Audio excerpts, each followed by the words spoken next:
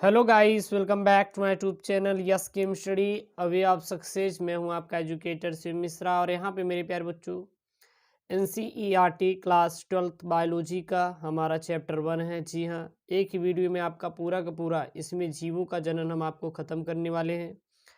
अगर आप चैनल पे नए हैं तो प्लीज़ चैनल को सब्सक्राइब करिए, यही आपसे रिक्वेस्ट है। अगर आपको पूरा पूरा जीव जनन का नोट्स चाहिए 11 से 16 चैप्टर तक, तो आप हमारे ये व्हाट्सएप नंबर 80 81 32 30 81 पर आप हमसे आके नोट्स बाय कर सकते हैं।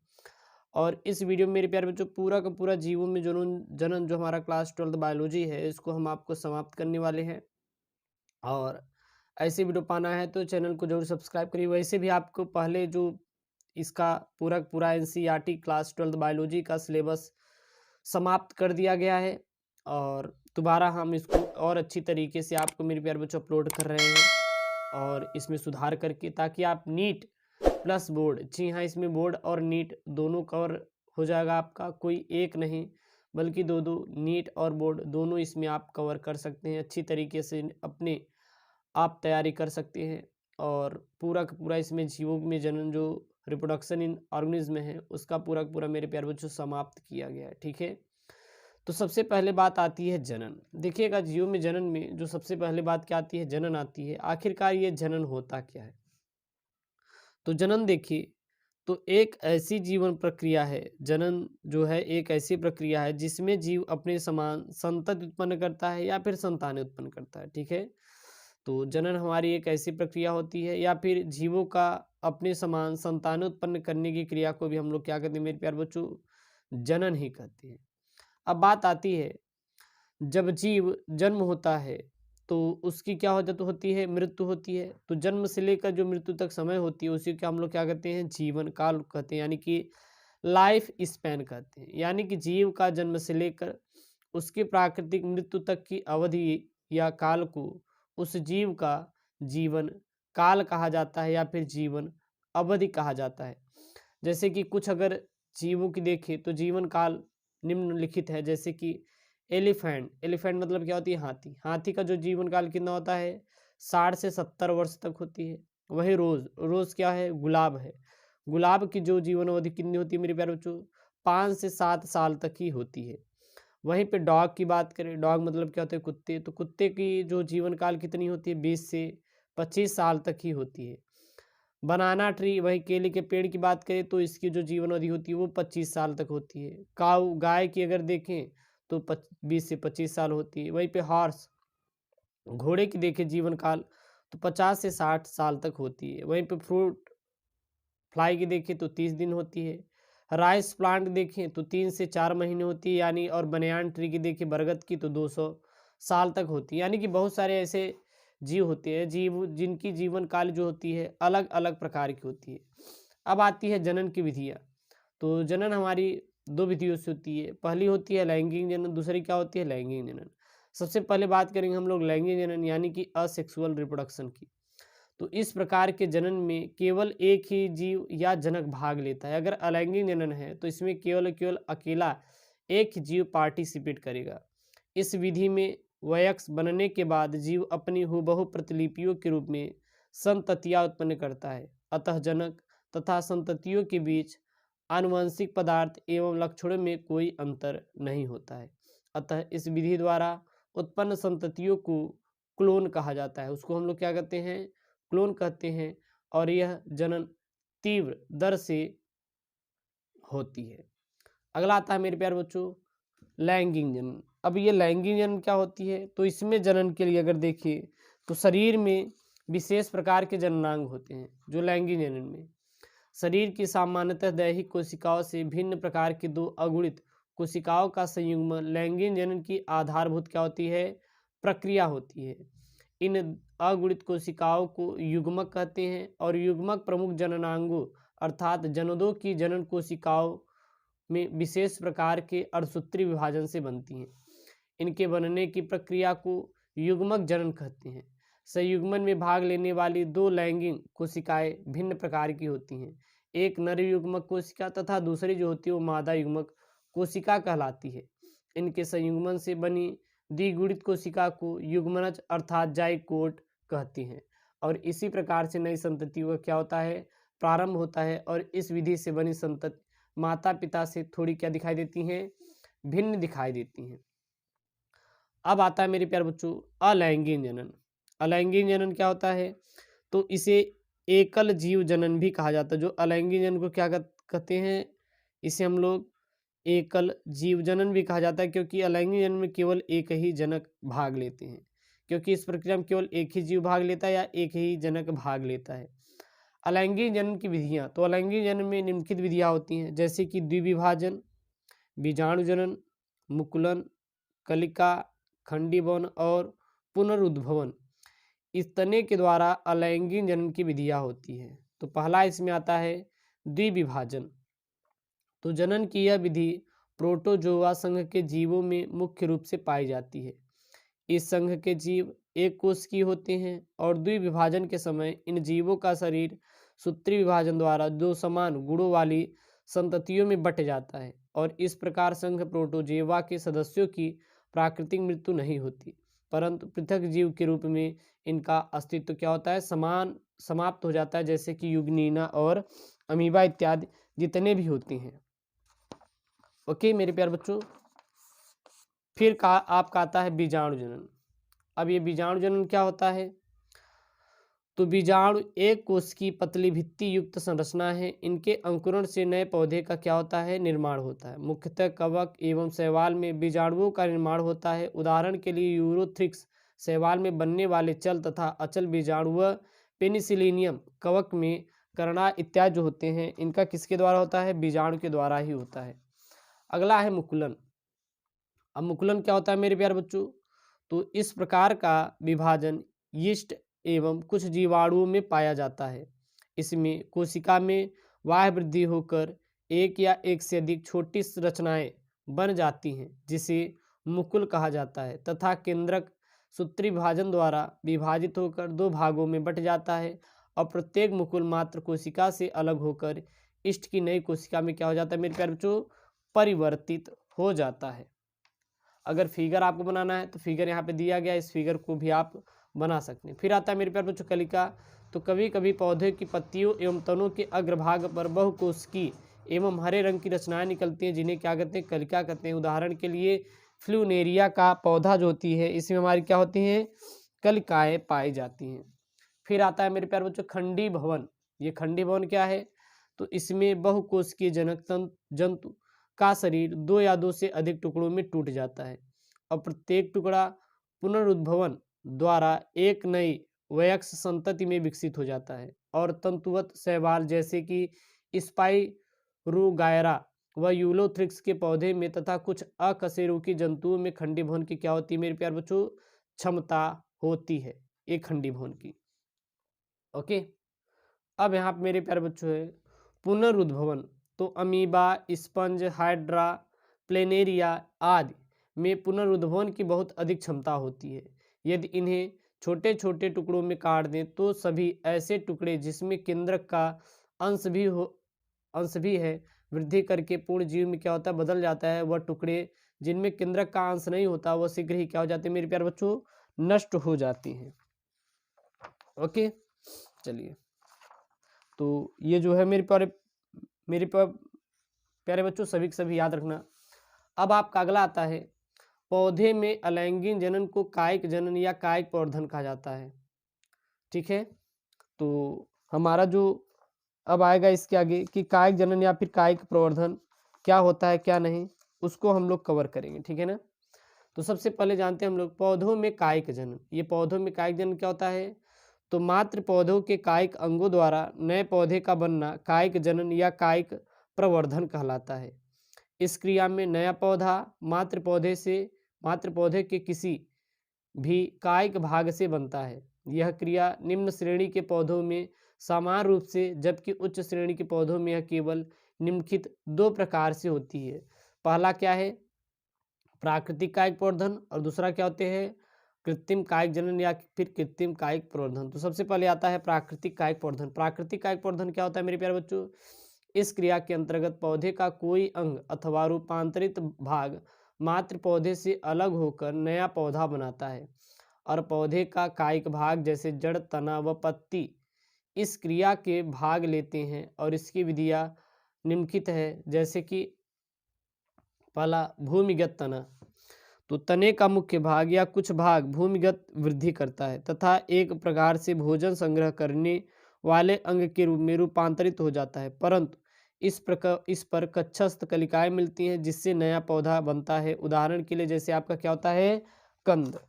कंद में हमारा क्या होता है कि आलू के कंद पर आँख मिलती है जिसमें कक्षस्थ कलिका सकल पत्रों से ढकी रहती है और यह कक्षस्थ कलिका अनुकूल समय में अंकुरित होकर नया पौधा क्या करती है मेरे प्यारे बच्चों, बना लेती है। जैसे कि यहाँ पे देख सकते हैं आलू में क्या निकली है, कलिकाएं निकली हैं, ठीक ना। चलिए अगला आता है प्रकंद। तो यह भूमिगत तना मृदा के भीतर समानांतर एवं क्षैतिज वृद्धि करता है। इस पर पर्व पर संध्या मिलती हैं। ये सगल पत्रों से ढकी होती है जिसे कक्षस्थ कलिका मिलती हैं। इनमें नए पौधे निकलते हैं जैसे कि अदरक, हल्दी इत्यादि में। फिर आता है फिगर बनाना है तो फिगर आप लोग बना सकते हैं यहाँ पे। फिर आता है घनकंद।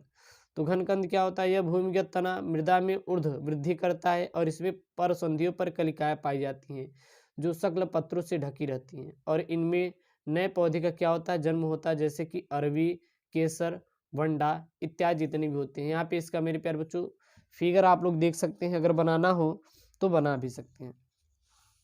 अगला आता है सल्ककंद। तो सल्ककंद क्या होता है, यह तने का वह रूपांतरण है जहाँ तना अत्यंत छोटा हो जाता है तथा इसके चारों ओर स्थित शकलकंद भोजन का संचय करके रसीले व गूदेदार हो जाते हैं। शकल पत्रों के कक्ष में कक्षस्थ कलिकाएं होती हैं जो नए पौधों को क्या देते, जन्म देते, जैसे प्याज और लहसुन इत्यादि जितने भी होती हैं। फिगर यहाँ पे इसको बनाना है तो बना सकते हैं। अब आता है अर्धवायुवीय तना। तो अर्धवायुवीय तना क्या होता है, यह तना भूमि के समानांतर क्षैतिज वृद्धि करता है और प्रत्येक परसंधि से जड़ें व प्ररोह निकलती हैं। उदाहरण के लिए जैसे कि अपरिभूस्तारी। अपरिभूस्तारी क्या होती है, यह तना विसर्पी होता है तथा मृदा के बाहर की ओर क्षैतिज रूप से मिलता है। पर्वसंधि की जड़ों से शाखा निकलती है जिससे नया पौधा बनता है, जैसे दूब घास, खट्टी बूटी और शकरकंद इत्यादि जितने भी होते हैं। अगला आता है मेरे प्यारे बच्चों भूआस्तारी। तो भूआस्तारी क्या होती है, तो चलिए देख लेते हैं भूआस्तारी क्या होती है। तो इनमें प्रत्येक परसंधियों से जड़ें एवं वायवीय भाग निकलते हैं। जब भूआस्तारी छोटे छोटे भागों में टूट जाता है तो प्रत्येक वायवीय भाग से नया पौधा बनता है, जैसे अरवी, केला, स्ट्रॉबेरी इत्यादि। यहाँ पे इसका फिगर मेरे प्यारे बच्चों आप लोग देख सकते हैं, यहाँ पे बनाना है तो बना भी सकते हैं। अगला आता है भूआस्तारी का। तो जलोदभुज होने के कारण इनकी परसंधियों का जल निगमन होती है। प्रत्येक परसंधियों की से पत्तियों का एक समूह निकलता है और इसके नीचे जड़ों का गुच्छा होता है जो मात्र से अलग होकर नया पौधा बनाता है, जैसे कि जलकुंभी, पिस्टिया इत्यादि जितने भी होती हैं। फिगर यहाँ पे देख सकते हैं। अगला है अंतः भूआस्तारी। तो मुख्य तना मृदा के भीतर क्षैतिज रूप से बढ़ता है। क्षैतिज तने की प्रत्येक परसंधियों से नया पौधा बनकर मृदा की ओर निकलता है, जैसे पुदीना, मिंट,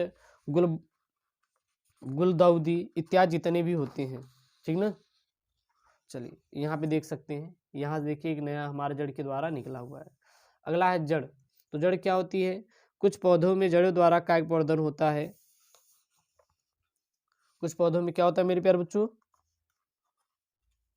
अब वो उसका पार्ट समाप्त होने के बाद आ जाएगा आपका जड़। तो मेरे प्यारे बच्चों जड़ क्या होता है, तो कुछ पौधों में जड़ों द्वारा कायिक प्रवर्धन होता है, जैसे शकरकंद, शतावर आदि में जड़ों पर अपस्थानिक कलिकाएं निकलती है जिससे नया पौधा बनता है और इनके द्वारा हमारा नई संतति का क्या होती है, निर्माण होती है। फिर आती है पत्तियां निकली के द्वारा। तो पत्तियों द्वारा कायिक प्रवर्धन सामान्यतः कम ही मिलता है, जैसे बायोफ्रिलम तथा कैलेंचो में पत्तियों के किनारों पर अपस्थानिक कलिकाएं बनती है जिनमें छोटे छोटे पौधे विकसित होते हैं। फिर आती है मेरे प्यारे बच्चों प्रकलिकाएं। तो ये प्रकलिकाएं कायिक प्रवर्धन करने वाले जनन अंग हैं, जैसे प्याज, अमेरिकन एलोई आदि में प्रकलिकाएं मिलती हैं। ये मृदा पौधे से अलग होकर नए पौधे के रूप में क्या होती है मेरे प्यारे बच्चों, विकसित होती हैं। ओके, अब हमारा है यहाँ पर कृत्रिम कायिक प्रवर्धन। क्योंकि आपको पूरा इस चैप्टर मेरे प्यारे बच्चों मिलने वाला है, एक चैप्टर में ही आपका एक वीडियो में पूरा पहला चैप्टर कंप्लीट कराया जाएगा। ये कृत्रिम कायिक प्रवर्धन क्या होता है, यह क्रिया मानव द्वारा किया जाता है। इसमें पौधे के कायिक भाग को मात्र भाग से अलग करके उगाया जाता है, जिससे नया पौधा बनता है। इसकी प्रमुख विधियाँ कलम लगाना, दाब लगाना, रोपण इत्यादि हैं। तो सबसे पहला प्रोसेस आती है मेरे प्यारे बच्चों, कलम लगाना, यानी कि बाय कटिंग। तो इस क्रिया में वांछित पौधे को छोटी छोटी टहनियों में इस प्रकार से काटा जाता है कि प्रत्येक टहनी कक्षस्थ कलिका युक्त हो और यह टहनी कलम कहलाती है। इसे मृदा से आधा गाड़ दिया जाता है, जिससे कुछ दिनों बाद नया पौधा बनता है। कभी कभी टहनी के निचले भाग में 1AA अथवा अन्य हार्मोन के उपयोग से जड़ें शीघ्र निकलती हैं। अंगूर, गन्ना, गुलाब, गुड़हल आदि में कलम से ही कायिक प्रवर्धन मेरे प्यारे बच्चों किया जाता है। अगला आपका होता है दाब लगाना। ये दाब लगाना क्या होता है?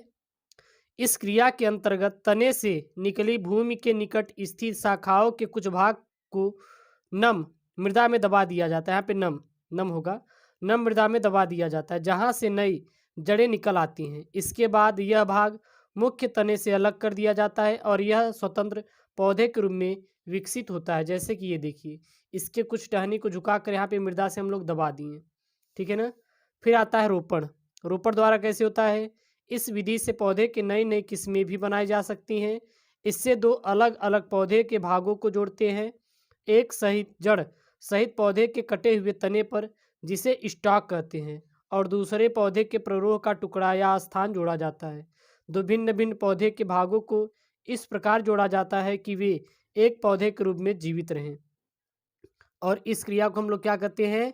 रोपण कहते हैं। यह आम, नींबू, सेब में होता है और इससे स्टॉक कैम्बियम तथा स्थान कैम्बियम को सीधे संपर्क में रखा जाता है, और जिससे नए पौधे, नए बनने वाले जाइलम व फ्लोएम एक दूसरे के मेरे प्यारे बच्चों क्या रहे? संपर्क में रहे। इसका फिगर मेरे प्यारे बच्चों को बनाना हो तो आप लोग नोट कर सकते हैं। अब आता है मेरे प्यारे बच्चों सूक्ष्म प्रवर्धन। यह सूक्ष्म प्रवर्धन क्या होता है? तो इस विधि में मात्र पौधे के थोड़े से ऊतक से हजारों की संख्या में पौधे को प्राप्त किया जाता है। इस विधि में जिस पौधे से प्रवर्धन करना होता है, उसके किसी भाग से ऊतक का छोटा भाग अलग कर लिया जाता है। अब इस ऊतक की हमारा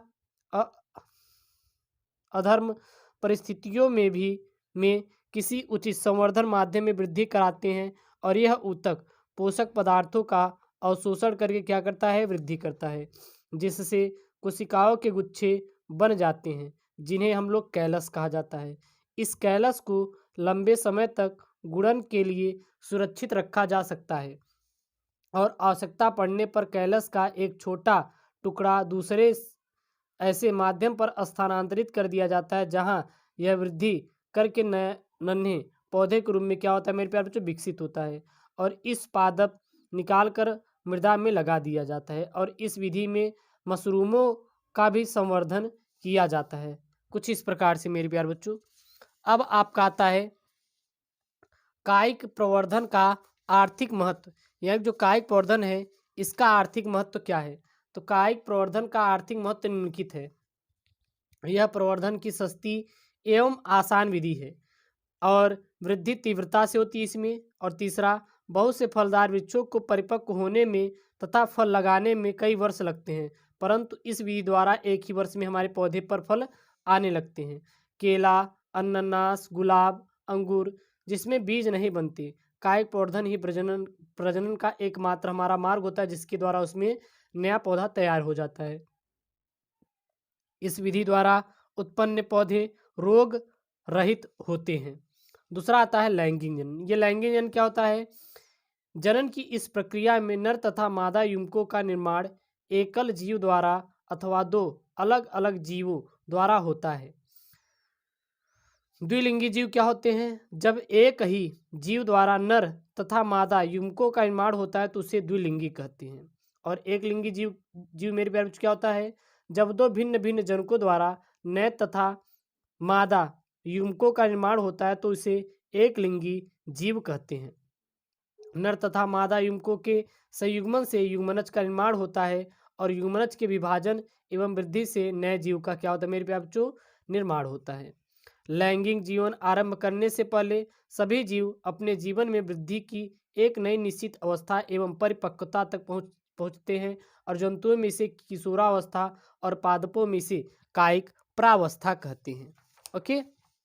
और फिर जंतुओं में जनन प्रावस्था का प्रारंभ उनके बाह्य एवं आंतरिक संरचनाओं में परिवर्तन तथा कार्यकी में परिवर्तन के पश्चात होता है। इन सभी परिवर्तनों का नियंत्रण हार्मोन एवं एंजाइमों द्वारा होता है। कुछ जंतुओं में जनन प्रावस्था प्रारंभ होने के समय द्वितीयक लैंगिक लक्षणों का क्या होता है, विकास होता है। नॉन प्राइमेट्स स्तनधारी जैसे गाय, भैंस, चूहा, कुत्ता, चीता आदि में जनन के दौरान ऐसे चक्रीय परिवर्तन होते हैं जिसे हम लोग मध चक्र कहते हैं। और प्राइमेट्स जैसे बंदर, हमारा एप्स और मनुष्य में है, हमें क्या कहते हैं, ऋतुस्राव कहते हैं। दूसरा आता है मौसमी प्रजनक। ये मौसमी प्रजनक क्या होते हैं? प्राकृतिक रूप से वनों में रहने वाले अधिकांश स्तनधारी अपने जनन अवस्था के दौरान अनुकूल परिस्थितियों में ऐसे चक्रों का प्रदर्शन करते हैं, इसी कारण इन्हें मौसमी प्रजनक कहते हैं। दूसरा आता है सतत प्रजनक। वे सभी स्तनधारी जो अपने जनन काल में जनन के लिए सक्रिय होते हैं उन्हें सतत प्रजनन कहते हैं या प्रजनक कहते हैं। फिर लैंगिक जनन की घटनाएं। लैंगिक जनन घटनाएं क्या है? तो लैंगिक जनन की उनकी 3 अवस्थाएं होती हैं: निषेचन पूर्व घटना, निषेचन और निषेचन पश्च घटनाएं। निषेचन पूर्व घटनाएं क्या होती है मेरे प्यारे बच्चों? निषेचन पूर्व घटनाएं 2 प्रकार की होती है: युग्मक जनन एवं युग्मक अस्थानांतरण। पहला आता है युग्मक जनन। ये युग्मक जनन क्या होता है? युग्मक धानी नर एवं मादा दोनों में युग्मकों के निर्माण को युग्मक जनन कहते हैं। ये अगुणित कोशिकाएं होती हैं। अब इसमें आता है समयुग्मक। क्या होता है? कुछ शैवालों में नर तथा मादा दोनों युग्मक देखने में एक दूसरे के समान दिखाई पड़ते हैं, इसे हम लोग क्या कहते हैं मेरे प्यारे बच्चों? समयुग्मक कहा जाता है। दूसरा आता है विषम युग्मक। ये विषम युग्मक क्या होते हैं? अधिकांश लैंगिक जनन करने वाले जीवों में आकारिकी रूप से 2 प्रकार के युग्मकों का निर्माण होता है, जिसमें नर युग्मकों को शुक्राणु तथा मादा युग्मकों को अंडाणु कहते हैं, और यह अवस्था विषम युग्मकी कहलाती है। अब आती है जीवों में लैंगिकता। ये जीवों में लैंगिकता क्या होती है?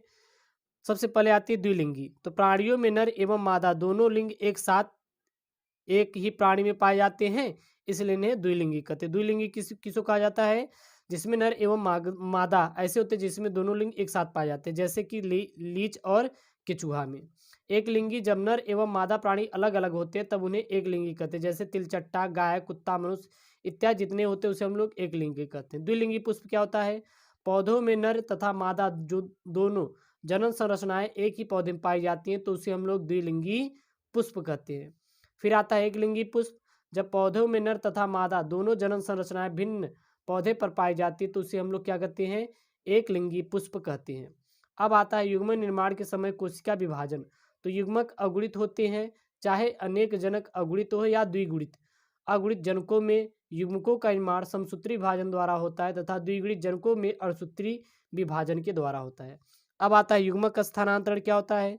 तो युग्मक धानियों में युग्मक निर्माण के पश्चात नर तथा मादा युग्मक एक दूसरे के निकट आते हैं ताकि निषेचन की क्रिया संपन्न हो सके, और इसे क्या कहते हैं मेरे प्यारे? युग्मक स्थानांतरण कहते हैं। और लास्ट पॉइंट आता है निषेचन। ये निषेचन क्या होता है? फिर निषेचन घटनाएं। तो 2 युग्मकों के संयुग्मन की प्रक्रिया को युग्मक संलयन कहते हैं, जिसके फलस्वरूप द्विगुणित युग्मनज का निर्माण होता है, और इस क्रिया को हम लोग क्या कहते हैं? निषेचन कहते हैं। अनिषेक जनन क्या होता है? जब बिना निषेचन के ही मादा युग्मक से नए जीव का निर्माण होता है तो उसे हम लोग अनिषेक जनन कहते हैं। फिर आता है वाह्य निषेचन। ये वाह्य निषेचन क्या आता है? जब यह क्रिया शरीर से बाहर जल में संपन्न होता है तो इसे हम लोग वाह्य निषेचन कहते हैं। फिर आता है आंतरिक निषेचन। तो यह शरीर के भीतर संपन्न होता है जिसे हम लोग आंतरिक निषेचन कहते हैं। तीसरा आता है निषेचन पश्च घटनाएं। तो वे सभी घटनाएं जो युग्मक निर्माण के पश्चात लैंगिक जनन के दौरान संपन्न होती है और निषेचन पश्चात घटनाएं कहलाती हैं। इसमें हमारे कौन कौन से आते हैं? जैसे युग्मनज और भ्रूणोद्भव। तो युग्मनज क्या होते हैं? जाइगोट। युग्मनज द्विगुणित होते हैं क्योंकि इसका निर्माण 2 अगुणित युग्मकों के संलयन से होता है। और भ्रूणोद्भव क्या होता है? वह प्रक्रिया जिससे युग्मनज से भ्रूण का विकास होता है उसे हम लोग भ्रूणोद्भव कहलाता है। अब आता है अंडप्रजक प्राणी। तो ये निषेचित या अनिषेचित अंडे देते हैं, जो हमारे अंडप्रजक प्राणी होते हैं। और सजीव प्रजक क्या होते हैं? इन प्राणियों में निषेचन अंडा मादा शरीर के भीतर विकसित होकर शिशु का विकास करती है तथा एक निश्चित अवधि के पश्चात प्रसव द्वारा शिशु क्या देता है मेरे प्यारे बच्चों, जन्म देता है। तो यह जीवों में जनन क्लास 12 एनसीईआरटी बायोलॉजी क्लास 12 मेरे प्यारे चैप्टर 1 कंप्लीट है। रिप्रोडक्शन इन ऑर्गेनिज्म मेरे प्यारे बच्चों पूरा है। और एक प्यारा सा नोट्स आप कंप्लीट कर सकते हैं। नोट्स बाय करना है तो हमारे व्हाट्सएप नंबर 8081 323081 पर आप लोग मेरे प्यारे बच्चों संपर्क कर सकते हैं। ओके दोस्तों, थैंक यू, जय हिंद। और पूरा वीडियो आपका कंप्लीट हो चुका है, नोट्स प्लेलिस्ट में मिल जाएगा।